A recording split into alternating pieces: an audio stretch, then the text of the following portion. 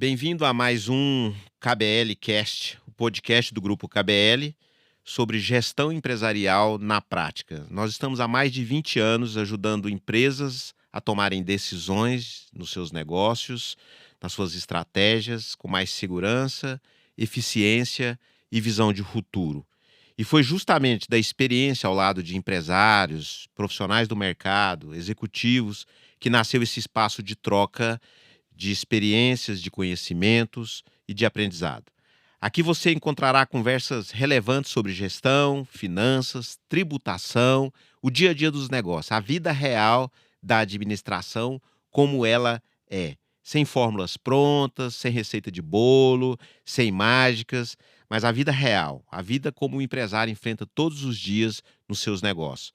O KBL Cast transforma conhecimentos em decisões seguras.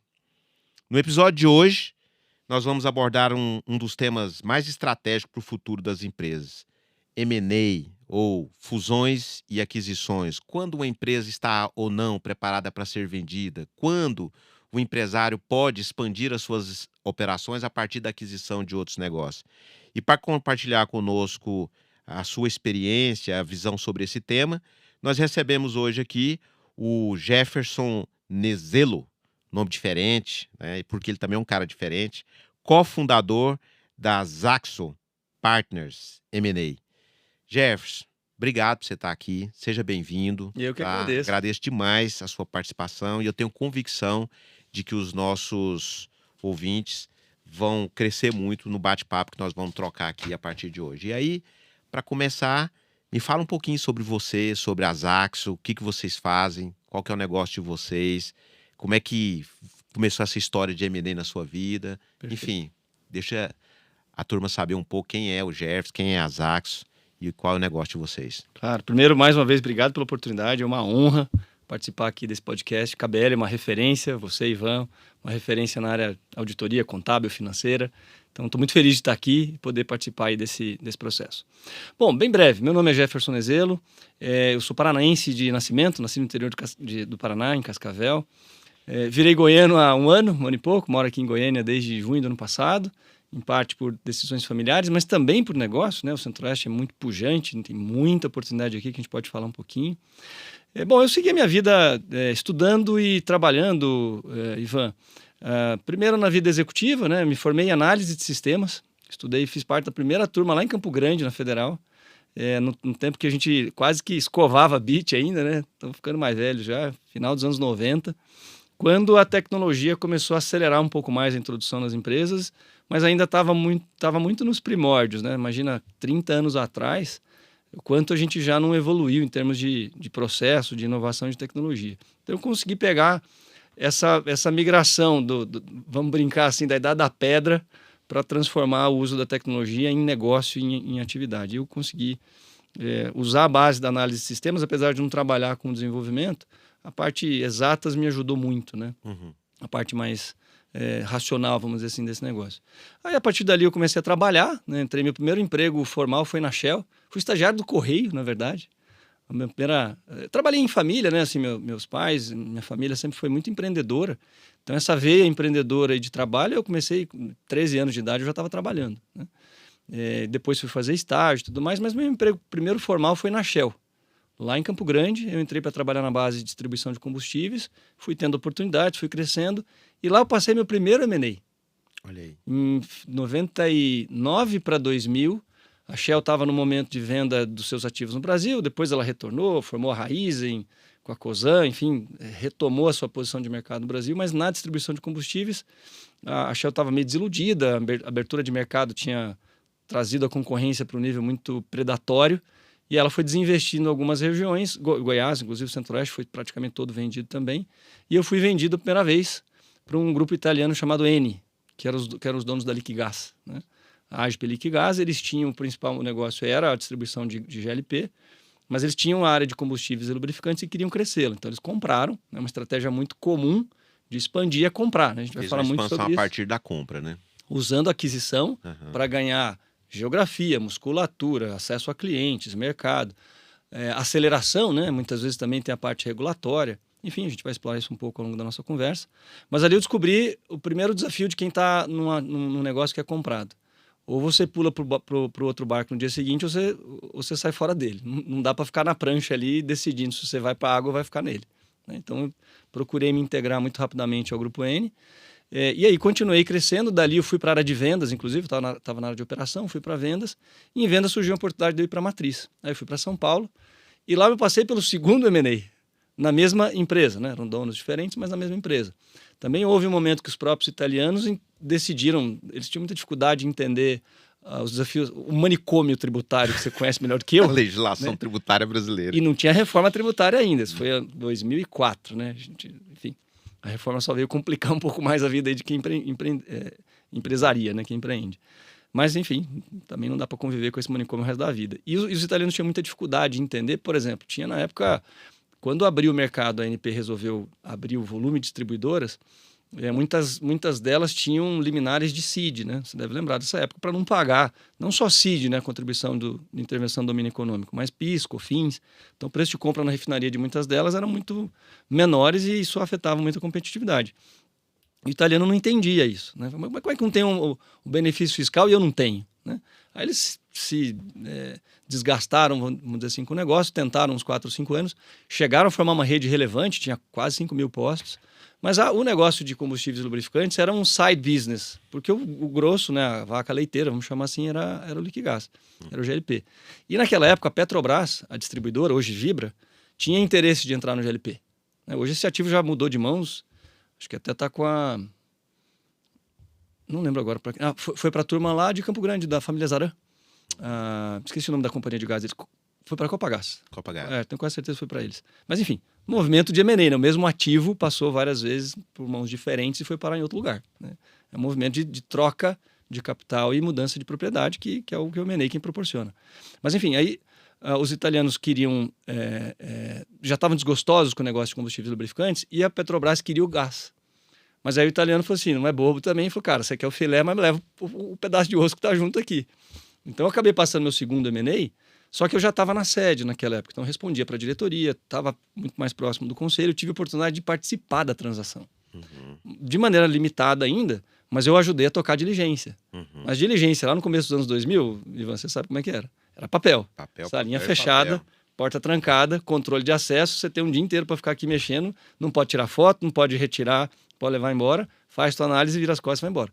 Hoje é tudo eletrônico. Você faz o data room virtual, assinatura eletrônica, a gente tá cansado, assim, brincadeiras à parte, enjoado de fazer transação, que as partes sentam só na hora de assinar, assim, para fazer uma celebração, porque...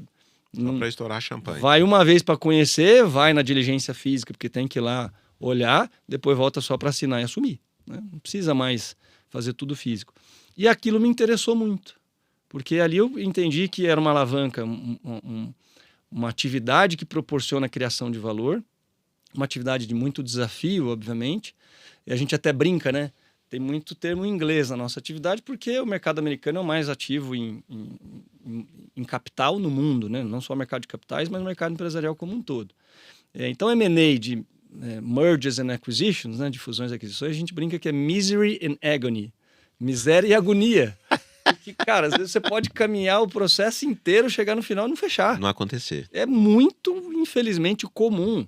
Você não controla todas as variáveis, você tem mudança de cenário, você tem, até que se tenha a conclusão definitiva, tudo pode acontecer. E mesmo pós a conclusão, tem gente que às vezes quer voltar atrás e tenta executar o contrato, né? Isso é exceção, mas também acontece. Então a gente brinca que você tem que ter muita resiliência, né? Essa atividade requer isso. Então, só concluindo a trajetória, depois eu continuei a vida empresarial, a vida executiva, fui trabalhar, aí com a venda para a Petrobras eu não quis ficar, porque na época não era a Vibra, era uma empresa de economia mista, que era muito influenciada pelo governo. Tinha muita questão política envolvida. Não dava para entrar. Não era meu mundo. Eu fiquei, até tentei entrar na integração, tive a oportunidade de receber uma oferta para ir para o Rio de Janeiro, falei, não vou para o Rio, para trabalhar numa companhia de capital misto, influenciada pelo governo, em que eu vou ser uma pequena peça dentro de uma engrenagem que não me faz sentido. Aí eu saí, fui para a MAN Filtros, lá em Indaiatuba, né, porque eu morava em São Paulo. Dali eu tive uma oportunidade para ir para a Bematec, em Curitiba, que aí foi minha última experiência executiva de fato, ali no final dos anos 2010. Fiquei lá quase 5 anos. Aí lá eu intensifiquei ainda mais a atividade de M&A, porque a Bematec passou por vários processos. Receber investidor, fazer aquisições, listar. A gente teve a oportunidade de levar A lá. Bematec acho que foi a primeira no Brasil a tratar da questão das impressoras de cupom fiscal. Sim, esse era o Foi principal gigante, negócio. né? Não era a única, mas foi a que mais elevou Uhum, não só o volume, mas o padrão e principalmente a exposição disso ao mercado, né? uhum, Do segmento, foi a única que chegou a ser listada. uhum. A gente listou ela na B3, tive uma oportunidade de atuar muito fortemente nesse processo. O prospecto, por exemplo, eu ajudei muito nesse... Acho que eu diria que uns 40, 50% daquele prospecto eu ajudei a meter a mão nele, Olha aí. né, que você divulga ao mercado. E ela foi listada, para você ter ideia, com múltiplo de 18 vezes a geração de caixa no momento da listagem. Obviamente, depois ela, infelizmente, não sustentou essa precificação. Uhum. Mas o mercado estava ávido por oportunidades como aquela, ela tinha governança, tinha um bom plano, era resiliente, estava crescendo, dava resultado. E era bem organizada do ponto de vista da gestão, do planejamento, então, coisas que a gente vai passar por aqui nas dicas de como se preparar também para o processo. Ela estava pronta. E aí o mercado comprou a tese e pagou bem por ele, né? Depois ela acabou sendo vendida, a TOTVS acabou adquirindo integralmente, depois fez spin-off, separou. Parte dos ativos onde eu atuava, que era hardware, foi parar na mão da Eugin. A Eugin acabou fazendo aquisição alguns anos atrás só da parte do hardware, porque a TOTVS é uma empresa de software, serviço, não ia ficar com a parte física da coisa. E você conhece a legislação, ela mudou muito. Quando entrou o SPED, por exemplo, a gestão fiscal saiu do físico, saiu da memória fita detalhe, da memória fiscal e foi para o servidor. Para que ter impressora fiscal? Nem justifica, né? Enfim, e aí dali houve a oportunidade de empreender. E aí eu já tinha tive a oportunidade de ajudar numa aquisição internacional, a gente fez uma aquisição lá em Nova York, em Long Island, o próprio processo de listagem. Eu comecei a ver o ciclo completo do M&A em todas as suas faces. Entrada e saída de sócio, aquisição, listagem, venda. E aí eu achei que faria muito sentido trabalhar com aquilo, recebi uma oportunidade de atuar numa consultoria, numa assessoria que era na época de um dos meus sócios, Alexandre, ele tinha fundado uma consultoria lá em 2001, que existe até hoje em São Paulo, a Dealmaker, e ela quem estava no processo de reestruturação e listagem da própria Bematec.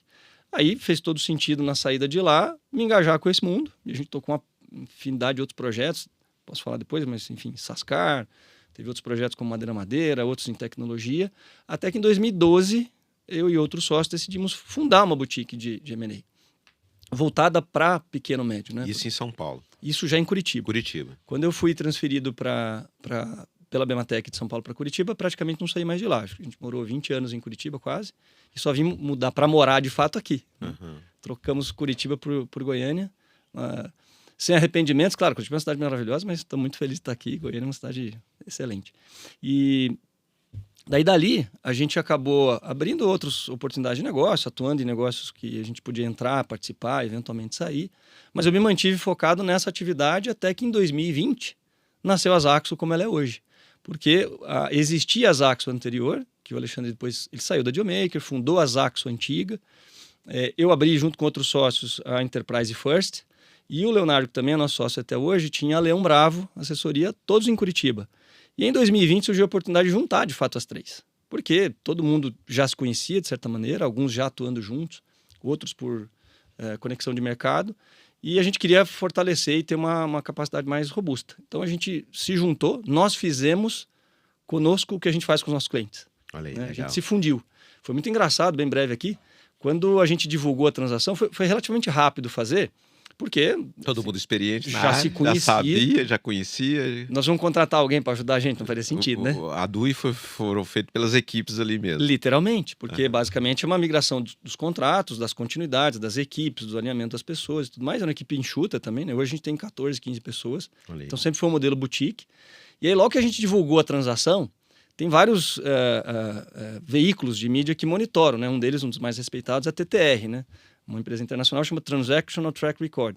A gente usa muitos dados deles, inclusive. Eles ligaram pra gente, falaram assim, vem cá, conta um pouquinho dessa história e conta quem assessorou a transação. Aí a gente falou assim, cara, olha só, se a gente tivesse contratado alguém para assessorar, era um atestado de incapacidade absurda, né? Não é possível, a gente não consegue fazer isso pra gente. Foi os três. Vai fazer os clientes, né? Aí a gente falou, não, brincadeiras à parte, a gente fez, a gente diz no popular nesse negócio, né? A gente fez o deal na cozinha. E aí, graças a Deus, deu tudo muito certo. A gente seguiu, continuou crescendo e nos espalhamos, né? Por força da própria pandemia, cada um foi Acabamos saindo de Curitiba do ponto de vista físico, né? Um sócio foi para Florianópolis, o outro foi para Espanha, o outro sócio está em Curitiba, um está em São Paulo, eu vim para Goiânia. Então hoje a gente está completamente mobile, né? Totalmente remoto. Operando juntos. 100%. Somos 100%. 15 pessoas espalhadas nacionalmente e atuando em todos os segmentos de pequena e média empresa. Então, nosso foco, rapidamente, é o middle, né? Média. Média para a gente, Ivan, empresa de 50 a 500, tipicamente, milhões De faturamento. de reais de receita ano. 50 milhões a 500 milhões de faturamento. Às vezes um pouquinho maior, às vezes um pouquinho menor. Por quê? Porque esse miolo é muito mal assessorado. E tem muita empresa, muita oportunidade, muito negócio bom. E, infelizmente, tem muita assessoria, sem dúvida. Mas dificilmente você sabe de todas as empresas e tem muita oportunidade. E é interessante, né? Porque, assim, é um mercado gigante, né? Sim. Porque é aquela empresa que ela ainda não é grande, mas ela também já não é mais pequena. É isso aí. Né? E então ela, É adolescência. Você está na adolescência ali, você tem a oportunidade de melhorar seus processos internos. A KBL também atua muito nesse mercado, porque eu vejo que uma empresa que já passou dos 500 milhões aí de faturamento, a tendência dela, ela tem uma estrutura completamente diferenciada, etc e tal. E a empresa que está ali entre os 50 e os 500 milhões de faturamento, né, ela é carente de bons profissionais, Sim. ela tem ainda processos deficitários e precisa se organizar. E a Zaxo entra nisso. Zaxo tem alguma coisa a ver com o sobrenome de vocês? O que essa expressão significa? Que curiosidade. Não. Foi meu sócio que inventou, Alexandre. Desde quando ele fundou em 2012, não tem uma referência específica, mas tinha um nome de uma cidade no Iraque que chama Zarro, que é mais próximo. Mas ele quis criar um nome diferente, né, que não tivesse uma repetibilidade, fosse fácil de pronunciar, porque pensa a minha empresa anterior, uma brincadeira aqui, mas é muito verdade. A gente ia mandar um material, usava muito e-mail, né? Hoje em dia você usa, mas um pouco menos. E aí eu tinha que soletrar, o e-mail era jefferson.nezelo@enterprisefirst.com.br. Cara, é trabalhoso. E no nosso caso, na época, não dava para ser EF, porque tem aquela empresa de inglês, EF Education, né, EF English e tal, que já tem o registro. Então ele inventou esse nome, fica fácil, obviamente, simples de guardar. E a gente mudou, quando fez a fusão, a assinatura, porque era Zaxo M&A Full Service, né, de serviços integrais de ponta a ponta. Certo. E como a gente se juntou e formou uma estrutura com 3 partes, vamos dizer assim, ela virou Zaxo M&A Partners. Por isso que ela chama hoje, tem esse nome. Bacana, show de bola, história bacana. Obrigado. Jefferson, vamos aqui, deixa eu fazer uma pergunta. Quando a gente fala de M&A, quem está vendendo, a primeira coisa que eu acho que vem à cabeça quem está vendendo ou tem a intenção de buscar um investidor e tal, a primeira coisa que vem à cabeça dele é, acho que você ouve muito essa pergunta, né? Já na primeira entrevista ali, na primeira conversa, quanto que vale a minha empresa? Como é que é isso? O que realmente faz uma empresa valer mais ou valer menos aos olhos de quem vai aportar recursos ali, o investidor, o comprador, aquele que está querendo expandir as suas operações através de aquisições? Perfeito. Bom, vamos lá. Essa é uma curiosidade muito comum, né? O empresário, a empresária, muitas vezes tem a boa parte do seu patrimônio dentro do PL, né? Não é líquido. E às vezes tem a oportunidade de fazer essa liquidação. Infelizmente, nem sempre isso acontece. Então é muito comum querer saber quanto vale olhando para si, né? Ou seja, quando você vai fazer uma modelagem, você conhece bem esse processo, você vai fazer um valuation, você vai projetar a vida financeira, podemos falar aqui rapidamente de alguns métodos, mas o mais normal, você vai fazer uma projeção de fluxo de caixa. Quanto de riqueza esse ativo é capaz de produzir? No fim das contas, ele é um ativo.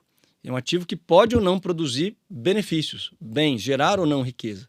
Na essência, um ativo de capital vale aquilo que ele produz, né? Vale aquilo que ele é capaz de gerar de riqueza. Obviamente, você pode valorar, às vezes, algum ativo pelo balanço, né? É menos comum, mas você vai pegar uma mina, por exemplo. É difícil você não considerar. Pega ativo biológico, fazenda, tem boi, né? Dificilmente você vai olhar só para a projeção, você vai ter que olhar para o plantel físico que você tem. Mas isso é exceção. Então, quando o empresário pede a modelagem, muitas vezes a gente brinca, né? Onde tem fumaça tem fogo. Não é só para ter curiosidade. Muitas vezes é porque já tem alguém que bateu na porta. Às vezes é para uma discussão intra-societária, um vai comprar, o outro vai sair. Mas a gente não pode esquecer, eu vou dividir essa resposta em 2 pedaços, Ivan, que, primeiro, você pode ter uma expectativa ou uma visão de valor sob a sua ótica, mas a do comprador pode ser diferente. Às vezes pior, às vezes melhor. Vamos imaginar uma situação em que pode ser melhor. Pega uma empresa brasileira, bem estabelecida, líder de mercado, com diferenciais competitivos muito claros, produto, tecnologia, posicionamento premium, seja o que for, rede de distribuição. A gente vive em um país continental, o negócio no Brasil não existe se você não tiver capilaridade, né? Exceto os negócios mais digitais, obviamente. E que muitas vezes, para quem vem de fora, vai entrar aqui e não só acessar muito mais rapidamente o mercado, mas pode fazer disso uma plataforma para outras regiões, por exemplo, para explorar a América Latina. Eventualmente, para esse cara que vem de fora e não tem nada aqui, o valor pode ser diferente. Não necessariamente. Por isso que, obviamente, um processo de venda tem que buscar ser competitivo, ou seja, buscar a existência de mais compradores para gerar competição. Claro, às vezes você só tem um interessado, se abraça nele, tenta fazer a melhor transação possível, se você quer realmente fazer, e extrair dela o que for possível. Mas é a competição que faz valer mais. Então, na essência, o ativo pode ter mais ou menos valor de acordo com o interesse de quem compra e da competição. Porque se você não abrir as possibilidades para todos os caminhos de interessados para aquele negócio, com protocolo, com confidencialidade, com cuidado, né? Não é assim sair ao vento, Anunciando divulgando no jornal, né? Não é corretor de apartamento, Não dá. de imóvel, né? Não estou aqui desprezando nenhuma profissão. Mas são atividades são diferentes. negócios diferentes, Sem né? dúvida. Isso não quer dizer limitar a exposição, mas é controlar a narrativa, ter um storytelling, né? uma contação da história bem feita e com a prospecção direcionada. Tem ativos, por exemplo, que a gente está neste momento rodando no mercado, que a gente já abriu 120, 130 targets, dos quais 10, 12 estão na mesa. Então a gente tem uma amplitude de possibilidades, mas você não vai ouvir falar dessa venda no mercado, até o dia que eventualmente ela for concluída, obviamente. Então é muito protocolar.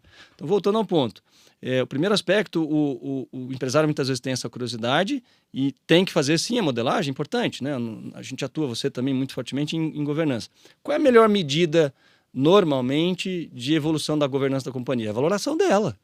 Né? Não é só a perpetuidade, claro, a continuidade dela, mas se a gente não está sendo capaz de contribuir para que o ativo cresça valor, a contribuição tem alguma coisa errada. Né? Ou a empresa está precisando de um choque, aí é outra história. Né? Às vezes tem uma governança sendo implantada para ajudar a fazer com que ela não quebre, né? Outra história. Mas não dá para olhar só para dentro, esse é o ponto principal. Se você fizer uma modelagem olhando só para o seu umbigo, você vai deixar de olhar o que tem lá fora. E o que tem lá fora pode sim, eventualmente, fazer o seu negócio valer mais do que você acha que vale. E aí tem um monte de fatores envolvidos, né? Porque assim, a governança, ela vai entrar com força nessa equação, imagino. Sempre. Porque se uma empresa tem boa governança, a tendência é isso, posso pensar assim? É possível dizer que uma empresa com melhor governança, ela vale mais? Tende a valer mais. Obviamente, olhando para os demais fatores, né? Claro. Porque tem o interesse de quem está entrando, tem a questão da capilaridade. A própria natureza do negócio, pega um negócio muito gerador de caixa, muito rentável, que tem dominância de segmento. Não é só porque o outro tem governança e tem fundamentos menos relevantes que vai valer necessariamente mais. Mas a governança, muitas vezes, Ivan, vai permitir que a transação aconteça. Pode acontecer que você tenha um diamante bruto, um ativo muito bom, com muito potencial, que já está acessando parte desse potencial, mas está tão desorganizado, sem governança nenhuma, que às vezes não dá nem para fazer a transação. Então, no meu entender, é o que a gente também atua muito, né? Nós não atuamos em governança no sentido de implantar. Isso a gente convida as consultorias que são especializadas. Né? O nosso foco é o M&A, já vou falar daqui a pouquinho mais detalhadamente sobre isso, onde é que a gente de fato atua. Mas a gente acaba atuando de maneira indireta na governança porque participa de conselho. Para ajudar a fazer com que a execução da governança aconteça. E para mim, é um pensamento muito nosso enquanto empresa, é que, cara, a governança é divisor de água.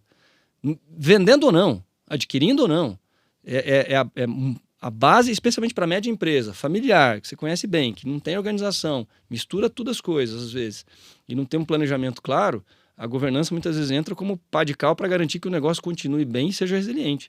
Eu insisto, inclusive, tenho dito muito cada vez mais, cara, que a empresa que não tiver uma base mínima de governança para o futuro, vendendo, querendo comprar, não importa.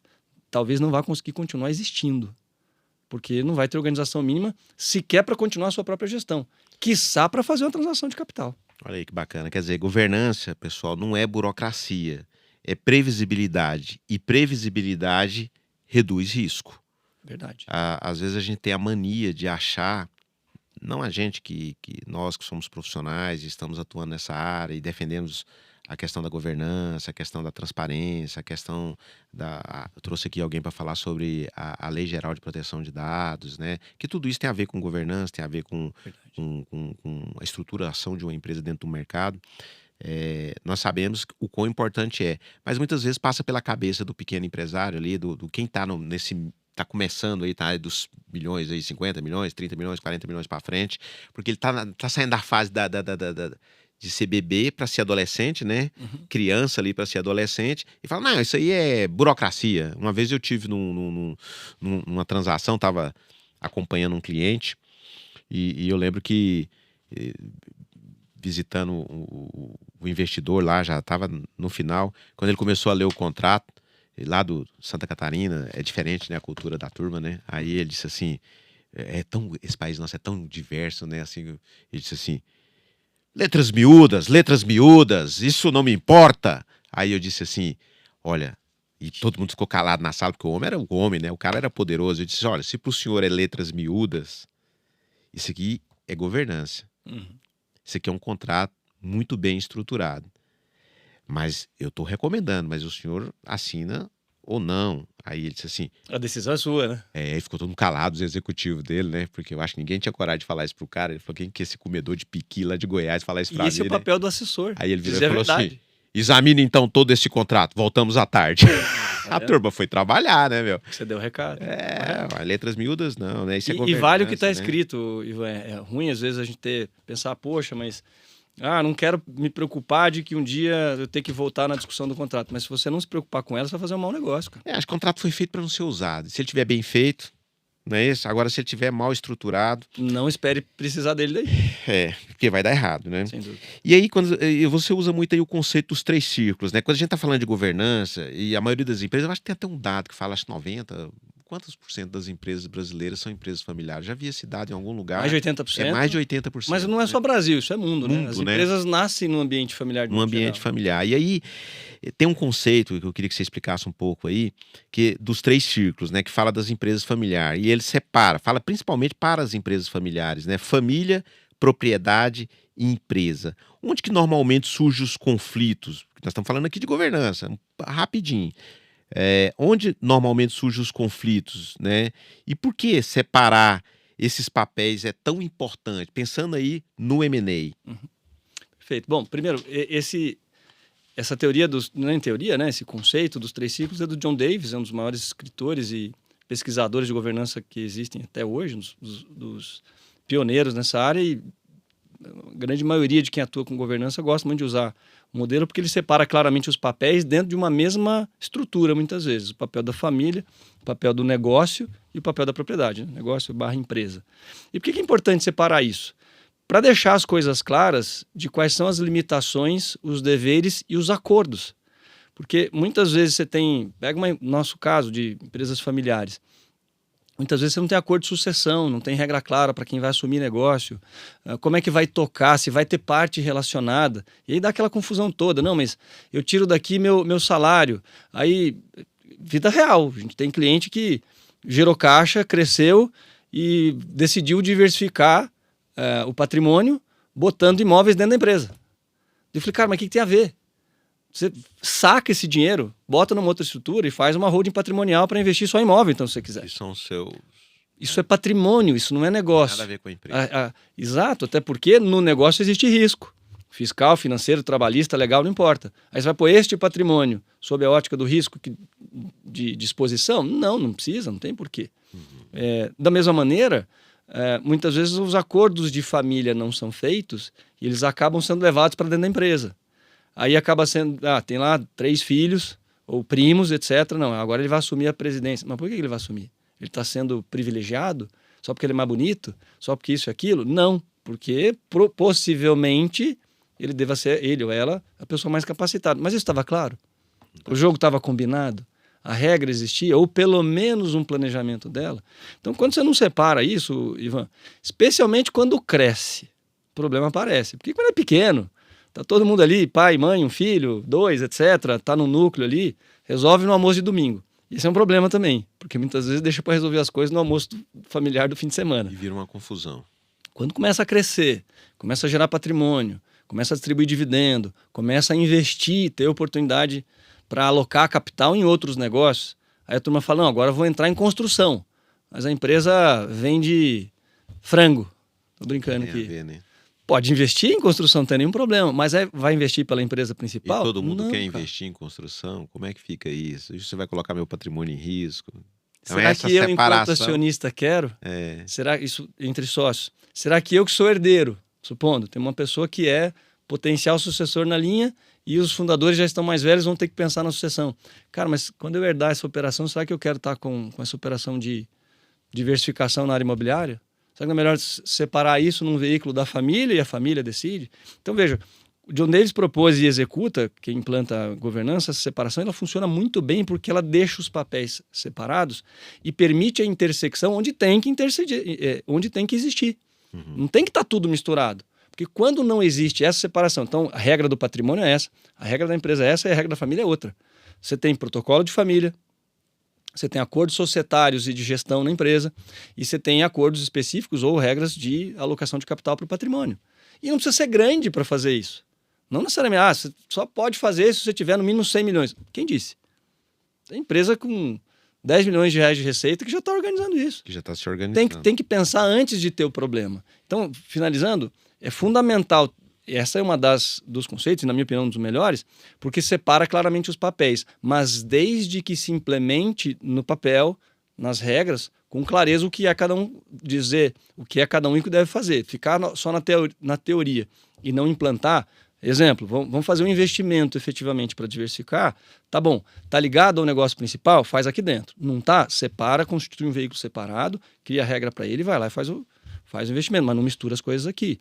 Na família, faz um protocolo de família. Com que tipo de discussão? Sucessão, formação de herdeiro, atuação ou não dentro da empresa, regra de relacionamento. Aí o herdeiro vai lá, se casa com alguém que é dentro da empresa. Não tem nada de errado. Mas se não tem um jogo combinado, aí começa a ficar aquele diz que me diz. Que não, mas ela é a esposa do dono também agora.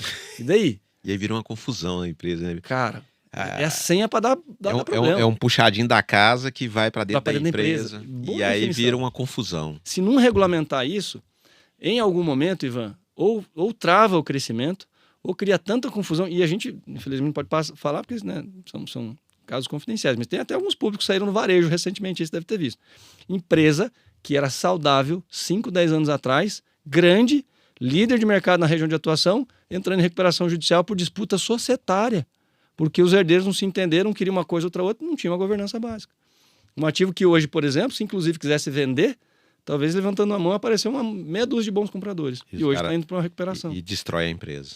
Né? Infelizmente. Isso falta de separação aí dessa papel família, empresa. E muitas vezes, se não destruir a empresa, no mínimo destrói valor. Pode até não destruir a empresa, mas destrói valor. Valia 10, hoje vale 1. E isso vai trazer impacto se em algum momento ela resolver partir para o M&A.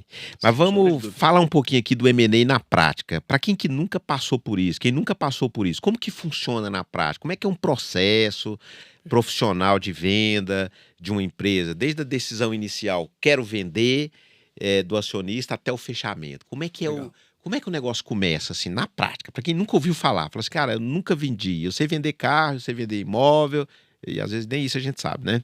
Porque o cara começa a falar que o carro tá batido aqui, você fala, não, mas esse carro é bom, pô, eu fui o único dono. Empresa é pior ainda, Muito porque tem sentimento, né? É. Então, como é que é na prática, ô Jefferson? Vamos lá, acho que a gente tem que separar, Ivan, o que é compra e o que é venda, né? Ou seja, você tem processos similares, mas com ritos e com definições distintas de quem está olhando para comprar e quem está olhando para vender. Vamos começar pelo lado de quem está querendo vender. Primeiro ponto, o que você falou é absolutamente verdadeiro. O empresário não está acostumado a vender o próprio ativo. Está acostumado a vender aquilo que ele produz, presta de serviço, não importa. Mas é raro uma empresa ser forjada por processos de M&A, né? Existem, obviamente, mas se olhar para o Brasil, já são empresas mais estruturadas, que passaram por uma sequência de aquisições. Isso é 1% do volume total de empresas. Então, o primeiro ponto é, se você não sabe fazer, vai buscar ajuda.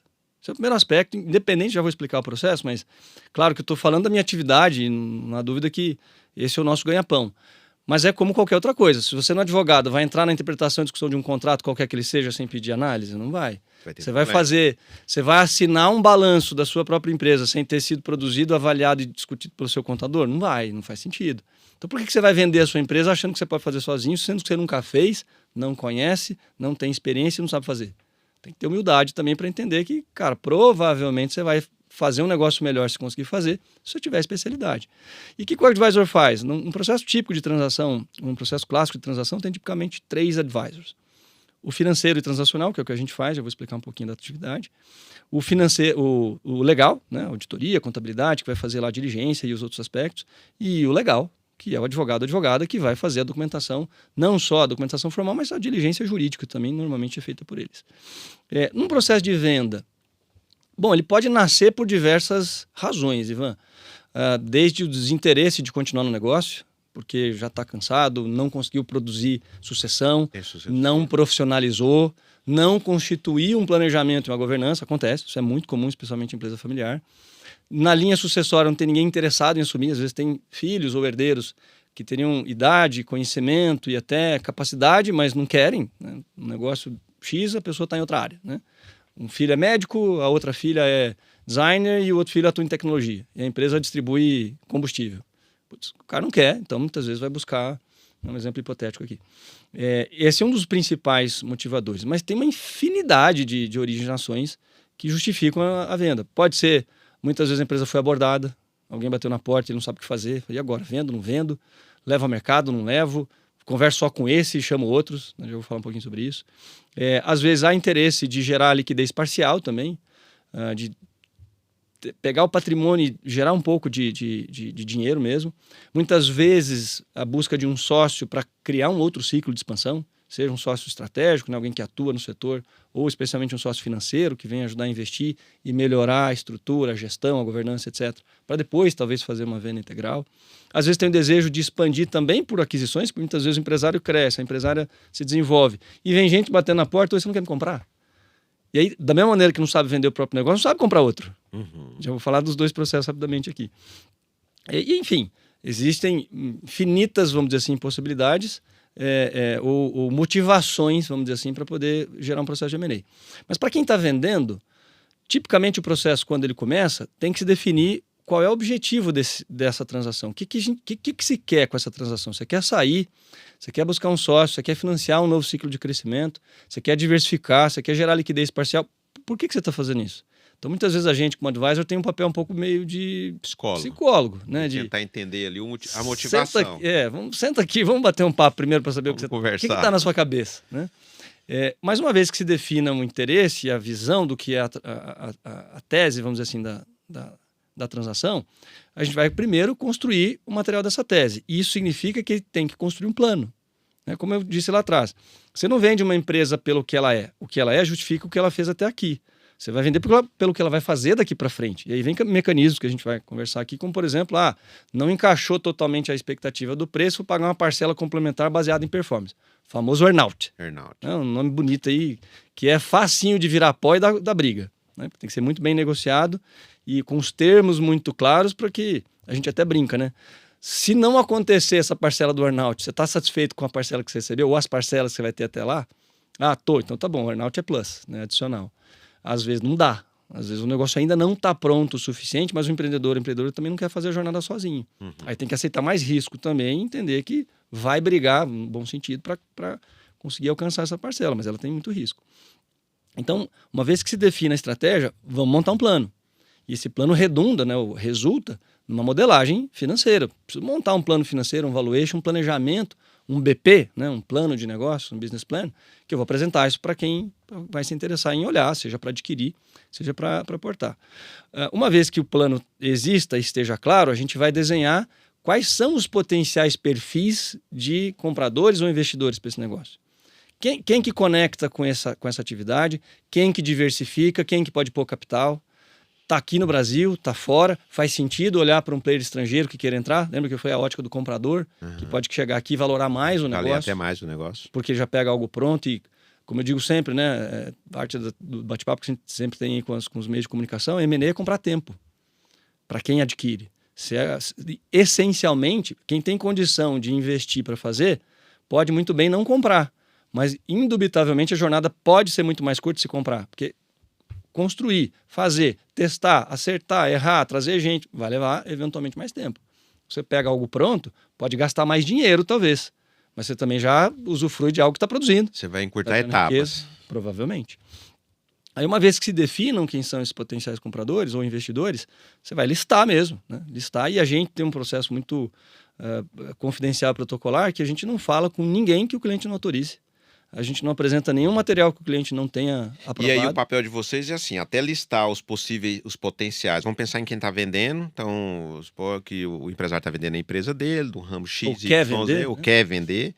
Vocês são contratados, o advisor é contratado, né? Aí começa toda essa história, constrói a tese e vocês vão listar os potenciais compradores. Uhum. A partir de estudos de mercado, do segmento, entender quem está expandindo, quem não está expandindo, pede autorização para o empresário e começa um processo de abordagem àqueles potenciais compradores. Só vou fazer uma ressalva. Antes de engajar, é parte do nosso processo, nem todo mundo age assim no mercado, mas a gente, em 99% das vezes, faz isso.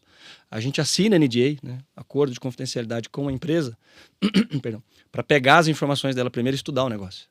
Antes de falar, vamos entrar para dentro e vamos fazer isso. Será que dá para fazer? Será que a empresa minimamente tem condições? A gente pode explorar isso um pouco também, os principais pontos que ajudam a viabilizar ou não uma transação. Será que tem transação no mercado? Às vezes é um ativo muito bom, mas que, cara, o mercado não é o momento, não é o momento. Não tem, só se achar algum interessado que queira diversificar ou entrar no setor, pode existir, mas diminui, vamos dizer assim, o rol de possibilidades. Então a gente estuda o ativo antes, Ivan. Raríssimas vezes a gente bota a proposta sem fazer esse processo. Quando acontece, é porque já tem às vezes uma transação rodando, faz sentido, o operador... Porque a gente percebe que tem muita gente no mercado, aí desculpa te atrapalhar, mas assim, tem muita gente no mercado que fala, eu tenho um mandato. Ele sai pegando mandato de todo mundo, né? Que é essa autorização para só para ter na prateleira. Levar adiante uma transação, mas ele é um especulador ali no mercado. Tem isso, não tem? Infelizmente tem. Cara, como qualquer segmento, tem gente que trabalha certo, tem gente que não é tão sério. Infelizmente não vou falar dos que fazem errado, que não me cabe. Vou defender o nosso trabalho e de muitos outros, graças a Deus, que fazem muito bem feito. Obviamente, Ivan, como a gente já comentou, né, M&A é um negócio de risco, no sentido de poder não acontecer. E se você pega um mandato por pegar, só para tentar e dizer que tem uma oportunidade no mercado, você vai se frustrar e vai frustrar o empreendedor e a empreendedora. A gente não faz isso. Obviamente, não é uma garantia. A gente estudou, gostou, acha que faz sentido para ele, para nós. Não é uma garantia de que a gente vai conseguir fazer a transação. Mas você já elimina ali as possibilidades, as impossibilidades que são muito claras. O negócio está com problema, a gestão é fraudulenta, a documentação é absolutamente ruim, não tem como mudar. A empresa está numa condição inviável de vender. Para que vamos gastar tempo, energia e dinheiro do cliente, o nosso foco? Não, nosso negócio não é uma linha de produção. Bota lá e sai a caixinha. É tempo, é cabeça, é senioridade. E, sobretudo, exclusividade. Então, uma coisa que a gente faz, e é o correto na nossa visão, no momento que a gente entra naquele negócio, a gente não pega outro no mesmo setor, porque não faz sentido. Eu vou levar 2 ativos diferentes para o mesmo comprador? Aí eu vou escolher quem, se o comprador quiser olhar. Não dá, eu vou entrar em conflito. A gente não entra em conflito. A gente brinca que é igual índio. Não dá para botar um pé em cada canoa. Uma hora o calção vai rasgar. A gente não rasga calção, nunca rasgamos. Vamos rasgar e vamos continuar assim. Então a gente exige e dá exclusividade. Na medida em que, só retomando ali o processo como você perguntou, a gente constrói os materiais de abordagem. Você tem que montar uma apresentação, um book, um deck, vamos dizer assim, um teaser, infomemo, tem alguns documentos específicos para levar ao conhecimento desses interessados. Mas tudo pré-aprovado, validado e discutido com o cliente. Leva um tempo, a gente faz um trabalho bem profundo sobre isso. Porque no fim das contas, é aquilo que vai chamar ou não a atenção do potencial investidor ou comprador. Então tem que ser um negócio bem feito, bem estruturado. A gente às vezes recebe teaser de mercado e o cara manda lá um texto numa folha. Falo, cara, não dá, infelizmente. Recebi recente, até compartilhei internamente só para mostrar para a turma como a gente tem que trabalhar bem, que graças a Deus a gente faz isso, que já de cara causa impacto, né? Era um ativo da área de cosméticos, grande, 200 milhões de reais de receita, num segmento bom, que tem transação, tem comprador, tem investidor. Uma folha assim de um Word, que é ruim até de dizer. Não sei nem como é que eu vou qualificar aquilo. Não dá. Se eu fosse um comprador ou um investidor, eu já ia olhar aquilo. Claro, tem o viés da oportunidade também. Pô, Claro. beleza, vou aproveitar a oportunidade ali para, quem sabe, pagar pouco. Porque, imagina, se a apresentação tá pobre... Esse cara tá muito mal assessorado, né? Não, infelizmente, não é o correto. E aí depois, Ivan, quando as abordagens frutificam, vem gente para a mesa, aí a gente naturalmente troca informação, exige acordo de confidencialidade, abre acesso a um pacote limitado de informação, parametriza o plano de trabalho, muitas vezes colocando uma carta de processo para regulamentar o tempo que se espera para evoluir as conversas até que se tenha uma oferta, ou mais ofertas. Na medida em que a gente as recebe, a gente faz essa negociação, decide com o cliente, apesar da decisão ser sempre do cliente, né? A gente não tem uma procuração para se sair assinando dele. nada. É ele quem decide, sob nossa orientação. A gente não é imparcial, a gente recomenda ou não. Cara, não tá bom isso aqui, não acho que você deva seguir por causa disso, mas é o que tem. Você quer fazer? Vamos tentar. Mas a gente não fica naquela, faz de qualquer jeito. Não, cara, a gente diz muito não. A gente tem um histórico aí, graças a Deus, de 6, 7 bi de transação feita na história toda, mas tem uns 2 bi de transação que a gente não fez.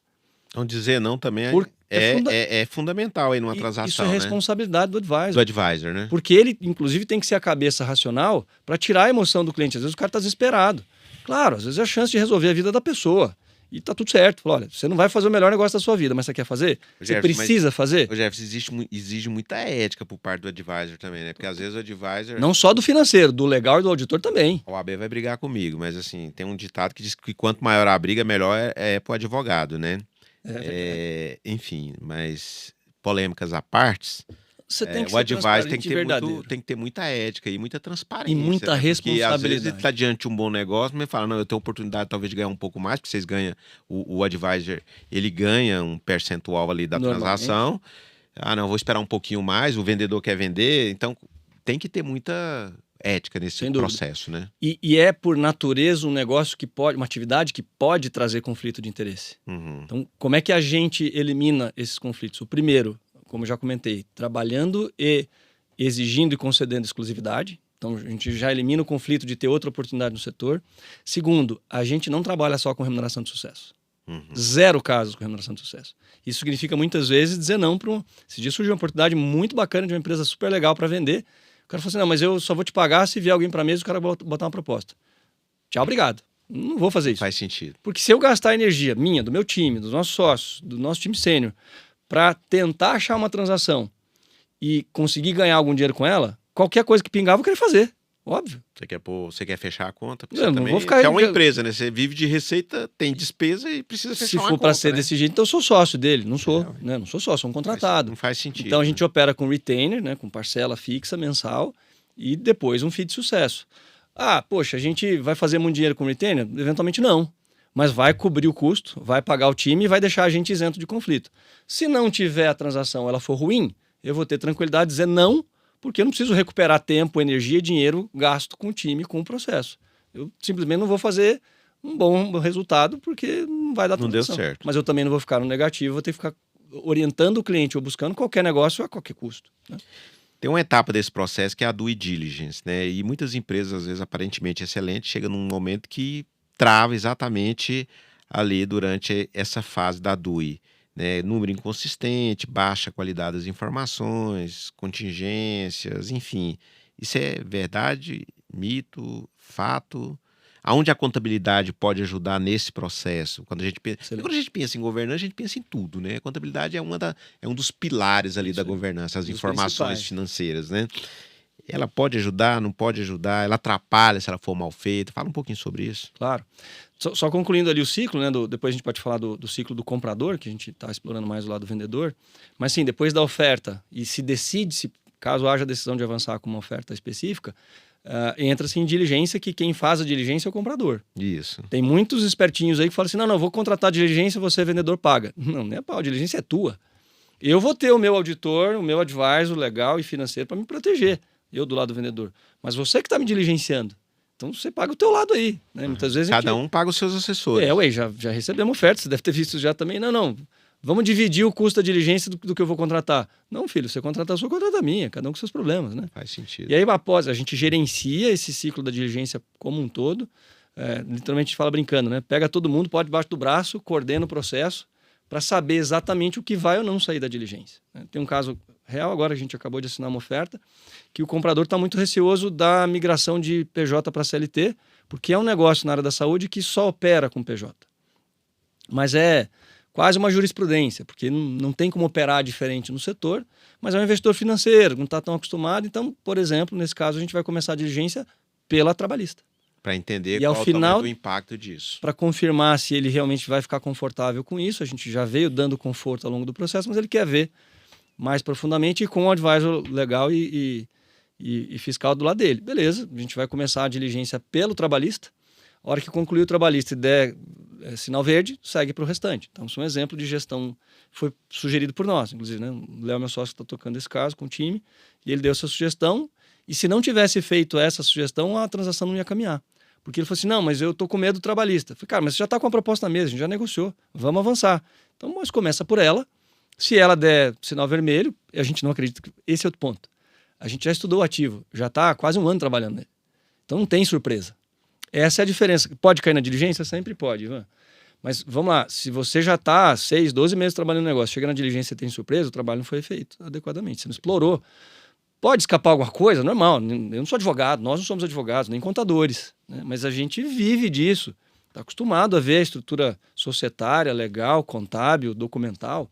Você sente o cheiro. Ali quando vocês estão fazendo aquela primeira prévia, entender o negócio, dar o ativo, Já- você já está checando tudo, né? Não é a Contabilidade diligência? presta, contabilidade não presta. Você É. meio que fez uma pré-diligência ali. Você pede a documentação para a pessoa e fala assim, me dá... Primeira coisa que a gente pede, documentação fiscal básica. Não tem jeito, demonstração, balanço, demonstração de fluxo de caixa e tal. Daí você pergunta assim, me dá o balanço, qual você quer? O que foi para o SPED? O que foi para o Aí banco? você falou, ih, tô O fora. que vai para os sócios? Ou o que é real? Eu falo assim, não sei nem o que responder. Eu digo, cara, obrigado. Obrigado, tchau, obrigado. Tchau, obrigado. Então, mas pode sim acontecer negócio de cair na diligência, Ivan, infelizmente. Mas muitas vezes não exclusivamente pelo que o comprador, o investidor encontrou e aquilo se tornou um pênalti. Muitas vezes a mudança, a diligência não é uma obrigação de conclusão, né? Naturalmente, nessa fase, a gente, quando está do lado do vendedor, protege o vendedor no sentido de, tá, você vai entrar na minha cozinha, você vai ter que ter uma penalidade se você quiser sair dela. Normal. É porque ele vai olhar para um monte de detalhes. Às vezes pode ser um concorrente que tenha algum acesso. Independentemente de ser concorrente, eu estou abrindo meus esqueletos. Então, cara, dificilmente a gente vai aceitar, por exemplo, entrar numa diligência que não tenha penalidade em caso de saída, né? Ou seja, ela pode... Porque até então não tem nada que vincule as partes, certo? Normalmente, nessa fase, você tem uma documentação chamada de não vinculante, né? Mas a diligência pode acontecer sem penalidade? Eventualmente pode, mas você cria condições de contorno para que, cara, exemplo, você já sabe a qualidade do ativo, você já sabe quais são os... Já estamos trocando informação e listas de troca de informação, Q&As, que a gente chama, né? Questions and Answers, perguntas e respostas há tanto tempo, que você já quase diligenciou. A gente também cuida muitas vezes para não deixar abrir demais, né? Porque o cara já sabe tudo e não entrou como oferta, não dá. Mas muitas vezes você coloca condições de vinculação. Cara, então se a gente vai tocar a diligência, se você não achar passivos que ultrapassem X ou X%, a obrigação de adquirir ou de pagar uma multa passa a existir. Vivi uma experiência dessas, assim, a gente colocou isso em contrato exatamente nesses termos, porque eu conheci o ativo, então a gente, muito transparente desde o princípio, desde do nascedor ali de tudo, da tese, da estruturação da tese, etc. E a gente colocou, não, ok, se a diligência encontrar algo que ultrapasse 5% da variação entre o que do foi... valor do negócio. O comprador tá obrigado a fazer. Ele está desobrigado a fazer, se for se maior passar, que isso. Isso. Senão, nós precisamos seguir, né? E se ele não quiser fazer, ele tem que deixar uma penalidade. Tem uma penalidade. Claro, mais normal, de novo, né? Você entrar na diligência sem vinculação e sem ônus. Mas, insisto, você só vai entrar em diligência se você já negociou bem a oferta, se você já está de acordo com os termos, você não tem um contrato de compra e venda ainda, você não tem a validação das contingências e nem o fechamento da transação. Mas ela já está bem encaminhada o suficiente para você sentir o cheiro e dizer, cara, dá ou não dá. Não vamos entrar em diligência se a gente já sabe que a oferta não é adequada. Você não vai mudar o negócio na diligência, normalmente para mais. Se mudar, vai ser para menos. Então, você já entra preparado, sabendo que se aquilo ali avançar, aí sim você vai para uma vinculação ou para um contrato definitivo de compra e venda, não importa. Mas já sentindo o cheiro de se aquilo caminha ou não. Então, você controla isso, obviamente, com prazo, né? Às vezes o comprador chega e fala, eu quero fazer uma diligência, 180 dias. Não, para quê? Põe em 60, 90, por exemplo, que é mais comum, e mediante acordo mútuo, a eventual postergação por prazos determinados, por exemplo, por ciclos de 30 dias. Então você vai ficar ali sendo cozinhado o resto da vida. Né? E às vezes também você pode trabalhar outros mecanismos.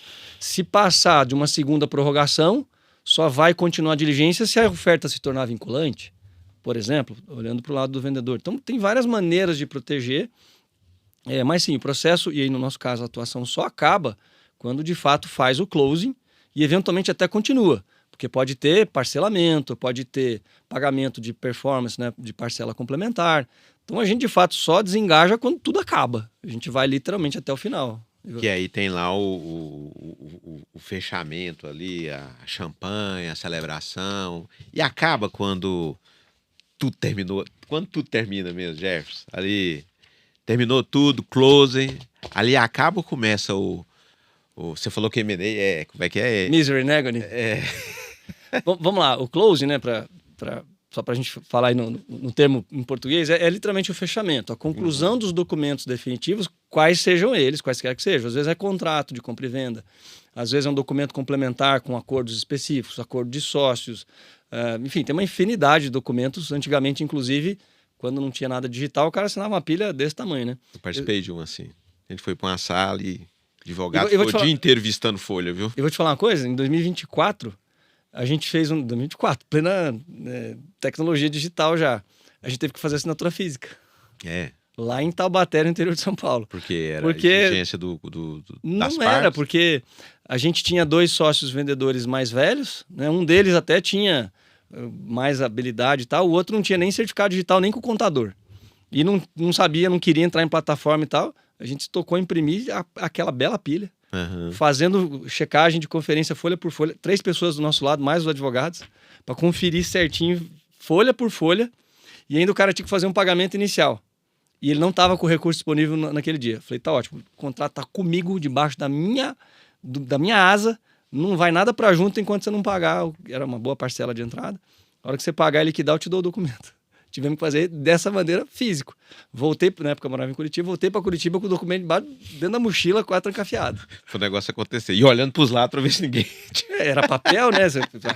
É a responsabilidade do advisor. Então, às vezes, você tem que fazer algo que não está dentro do plano, né? Fazer uma pergunta para a gente ir para um dos últimos blocos aqui.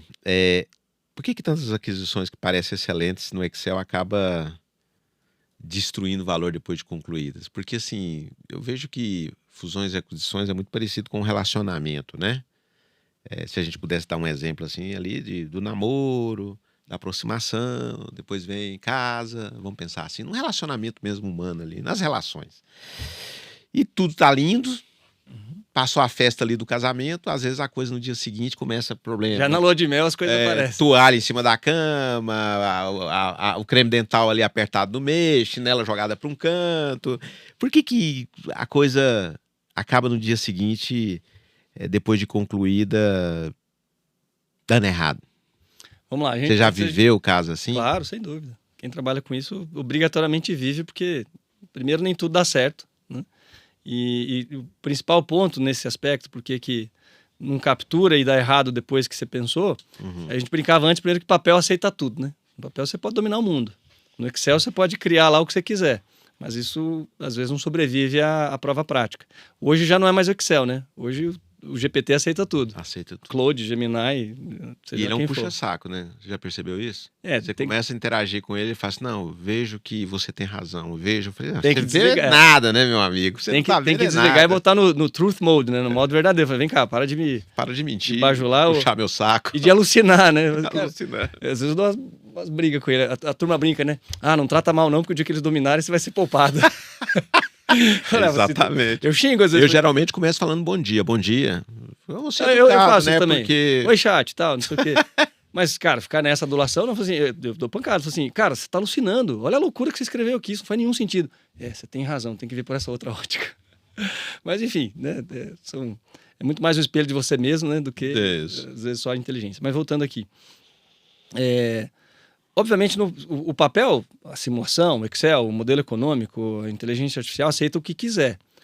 O que acontece na maioria das vezes, Ivan, é que a premissa não foi colocada ou não foi testada na realidade prática. Que é um exemplo simples.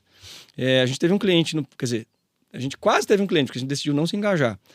Lá em Curitiba, uma época na área na área farmacêutica, inclusive, uma área que você conhece bem também. E ele vendeu a empresa, vendeu o controle, vendeu 60% da empresa, não foi assessorado. Quem assessorou ou ajudou foi um familiar, um filho, um sobrinho, alguma coisa que supostamente assumiu o papel de advisor. Aí, naturalmente, teve a atuação do advogado, mas o advogado não fez o papel do financeiro, porque não é normal, né? A gente brinca também, né? É importante deixar claro aqui as responsabilidades, né? Como a gente tem tipicamente 3 atores nesse processo, financeiro, legal e auditor, a gente brinca que quem faz as 3 coisas vira pato. Nada anda e voa, nenhuma das 3 sai bem feita. Por isso que a gente não faz o jurídico, a gente não faz o contábil. Podíamos trazer estruturas e montar uma área jurídica? Podíamos. Faria sentido? Até poderia fazer. Mas isso vai tirar a minha especialidade. Vai tirar a minha capacidade, inclusive, de independência, para dizer, cara, o advogado já aconteceu. O advogado não está fazendo o papel que devia fazer. Tivemos que pedir para o cliente trocar. Acontece. É raro, mas acontece. A contabilidade, eu não posso ser responsável por ela, sendo eu responsável financeiro pela transação. Eu tenho que ter essa independência, entende?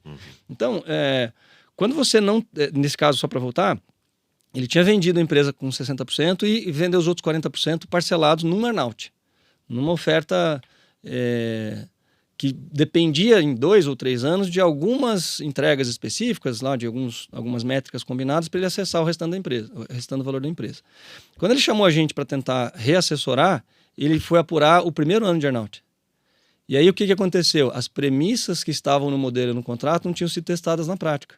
Quando ele assumiu a gestão pós a venda, ele não podia fazer na prática 80% do que ele tinha que fazer ou do que ele deveria poder fazer para entregar o número que ele tinha responsabilidade para receber o pagamento.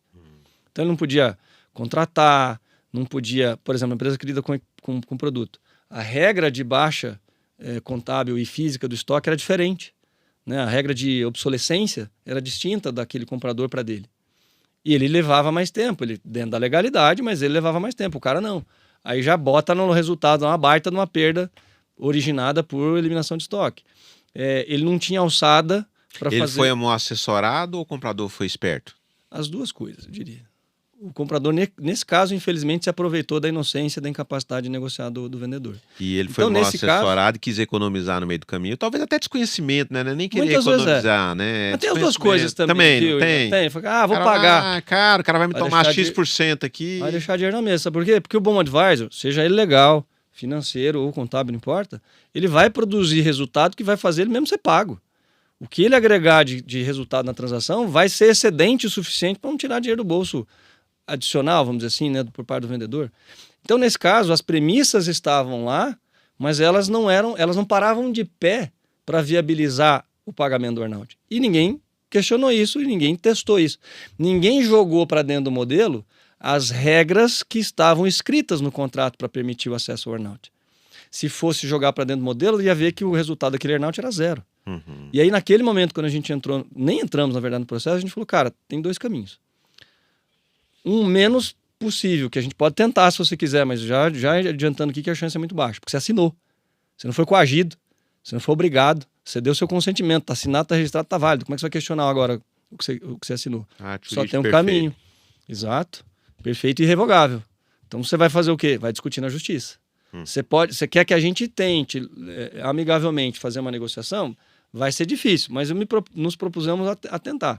Mas entenda que a chance aqui já é baixa. Se você já está insatisfeito e está vendo que muito provavelmente, aí a gente fez a análise e viu que ele já não tinha ganhado o earn-out do primeiro, o segundo e o terceiro e embora também. Já entra para execução. Sabe o que aconteceu na prática? Ele saiu da empresa um ano depois. Sem receber, foi embora, falou que eu não vou entrar em briga, não, é melhor. Ele acabou tendo que se satisfazer com os 60% que ele tinha vendido, que foi mal assessorado.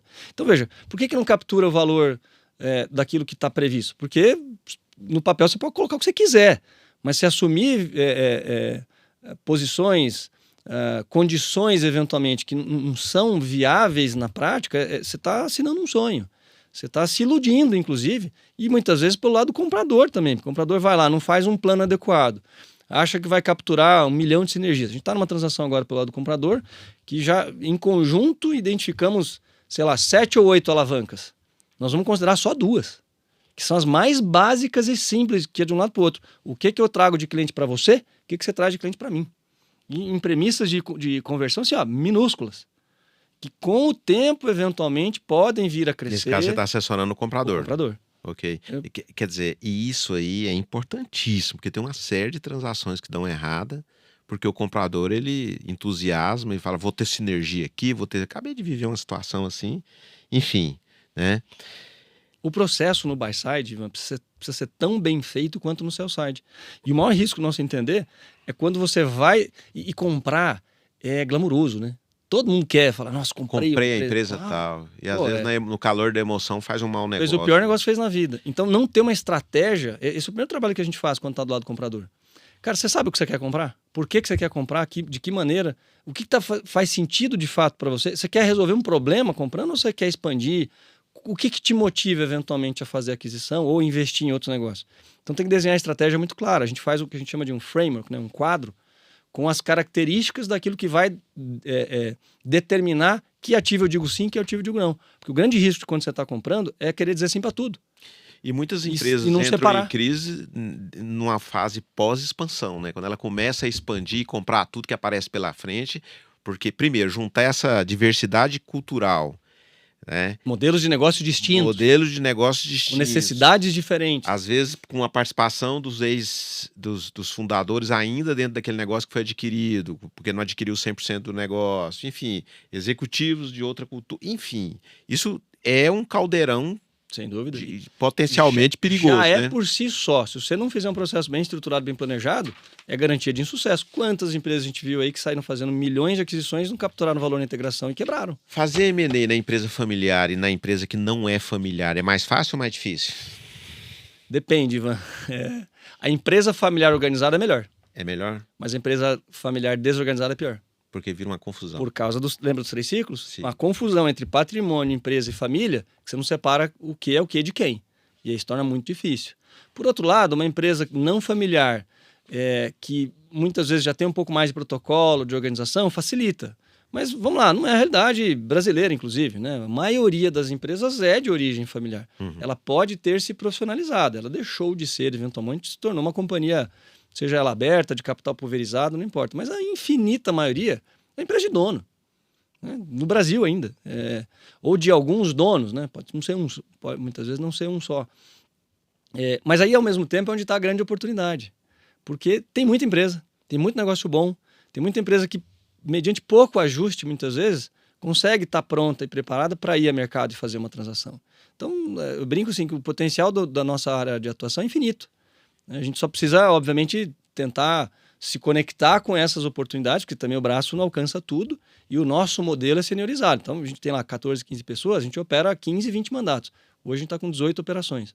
Porque não dá para querer fazer tudo com qualidade, com senioridade, com exclusividade. Senão você vira uma plataforma de compra e venda online. Não é isso que a gente faz e nem acreditamos nesse modelo. E aí, só uma curiosidade, você está com 18 transações em andamento, o que se fecha? 18 mandatos. 18 mandatos, né? O que tem uma estatística, o que dá certo ao longo de um ano de trabalho? Porque é uma história que, assim, vocês trabalham ali para tentar, no início do ano, ao final do ano, fechar X transações. Sim. Você tem uma estatística? Às vezes passa do ano. Às Vamos vezes dizer passa do ano. Historicamente, de modo geral, é difícil você falar uma Como é que é o funil ali de conversão desses negócios? Vamos pensar em vendas. Típico. De 10% a 15%. 10% a 15%. Se você tiver 30 mandatos, você vai fazer 3 transações. Típico. 4. Agora, tem exceções, obviamente. 24 a gente bateu o recorde de transações. Foi um ano diferente, foi não só pelo ano, mas a gente estava com um volume mais concentrado, a gente tinha 12, 13 mandatos, mas nós fizemos 4 transações. Então a gente vendeu um quarto, 1/3 do estoque. Só que teve aquisição também, na verdade, em 2024 teve tudo. A gente comprou, vendeu e fundiu. Teve joint venture, teve sell side, teve buy side. 25 não fechamos nenhuma transação. Não fechamos. Por quê? Porque teve um ciclo de atualização dos mandatos e muitos deles começaram no segundo semestre. que são os que estão agora em fase de oferta, em diligência. Agora a gente está com 2 diligências iniciadas, e com mais 3 ou 4 em fase de encaminhamento para oferta no final do ano. Então a gente tem conseguido ter uma conversão um pouco melhor, a gente chegou a ter 25%, 30%. Dessa base atual, a gente deve ter entre 5 e 7%, provavelmente, ou seja, entre agora e a metade do ano que vem. Então a gente deve ter, perde 30% de novo. Mas o que pode acontecer? Esse ano a gente ainda deve ter closing, mas vai arrastar uma parte importante desses que estão andando para metade do ano que vem. Então não dá para você olhar ano assim, é difícil. Tem que olhar safra, né? Então a nossa safra de mandatos 23, 24 teve uma conversão grande. A safra de mandatos 25, 26 também vai ter, mas ela vai se prolongar um pouco. Tanto que, de novo, 25 a gente não teve closing, mas 25 foi o ano de entrada de novos mandatos que a gente... Lembra do funil da avaliação que a gente faz? Uhum. A qualidade... Teve um outro que não avançou, o comprador desistiu, não chegou à oferta, outro chegou à oferta, não avançou. É do jogo, isso acontece. Mas vamos dizer assim, a qualificação do mandato está no mesmo perfil, ou dos mandatos, do que a gente tinha em 24, por causa dessa análise que a gente faz desde o começo. E não só por causa da análise, Ivan. Uma parte importante da nossa originação vem por indicação de advogados, de consultoria de governança, de contadores, de parceiros do segmento. Então, eles também já estão acostumados ou estão mais alinhados com o que é adequado para o nosso negócio ou o que a gente é capaz de fazer, porque a gente não resolve tudo. Uhum. Infelizmente, ninguém é a solução para tudo. Por isso que a gente tenta qualificar o máximo possível a oportunidade para saber se a gente vai ser capaz de ajudar aquele negócio e viabilizá-lo. De novo, não é uma garantia, mas já é uma pré-seleção para tentar entender se aquele negócio podemos, de fato, tentar transacionar ou não. Rogério, aproveitando então para caminhar aqui mesmo para o final, perspectiva de mercado 26, 27, a gente está no ano aí pré-eleitoral, daqui uns dias existe aí um processo eleitoral no Brasil, né? E o que é a perspectiva de mercado? Nós estamos aí num momento de juros altos, né? Custo capital altíssimo, apetite dos investidores, como é que tá isso? O que vocês estão vendo, enxergando para 26, 27? Esse restinho de 26, né? Porque a gente já está praticamente aí caminhando para o 4 meses pro fim do ano. Pro fim do ano. E 27, o que vocês estão enxergando aí? Independente de cenários políticos, né? Mas é óbvio que não dá para ser totalmente independente, né? Mas independente de questões partidárias. Pensando aí na manutenção do atual governo ou até na troca do atual governo por um outro ocupante no cargo lá no Planalto Central. Isso, como é que o mercado está enxergando isso? Vamos lá. M&A, de modo geral, pela experiência, estou já mais de 20 anos nisso, Ivan, de certa maneira, M&A é um tanto contracíclico. Porque a oportunidade para investir, para comprar, para vender, existe sempre, independentemente da economia estar no topo ou estar embaixo. O que muda nestes momentos? Obviamente, quando a economia está pujante, taxa de juros está baixa, crescimento econômico grande, desemprego pequeno, influxo de capital grande, né? Investimento estrangeiro direto, entrada na bolsa, compra direto de empresa, investimento produtivo, é que, obviamente, você tem mais demanda, como qualquer negócio, e a oferta é limitada. Os ativos sobem. Então, na crista da onda, você tem tipicamente expectativas de valores mais altas, mas você tem fluxo de capital. Quando isso tudo cede um pouco, você tem menos movimentação de recursos, seja de fora. Dificuldade de acessar capital porque está caro, porque exige, né, garantias, seja, enfim, a disponibilidade de recurso um tanto mais difícil. E os fundamentos econômicos mais sofridos, você vai para a baixa. Mas aí é o lado de olhar para quem? Para quem está comprando, porque o melhor momento para comprar é na baixa, não na hora de vender, né? Então, de certa maneira, é claro que esse ano não é um ano de recorde, né? Se olhar qualquer estatística, várias empresas ou mecanismos soltam referências. A gente, como eu disse, usa muito a TTR, né? Se olhar a TTR esse ano, das transações que vão a público, porque tem muita coisa que não vai a público, né? É a médio grande que vai, muita empresa médio pequena não divulga. Mas do que vai a público, esse ano você tem uma queda no volume, mas você tem um crescimento no valor, porque o ticket médio está mais alto. E é exatamente o que a gente mesmo fez. Se olhar a média dos ativos que a gente tem no estoque hoje, eles são tipicamente maiores do que a safra anterior. Uhum. São ativos maiores, mas um pouco mais complexos, que vão eventualmente levar um pouco mais de tempo.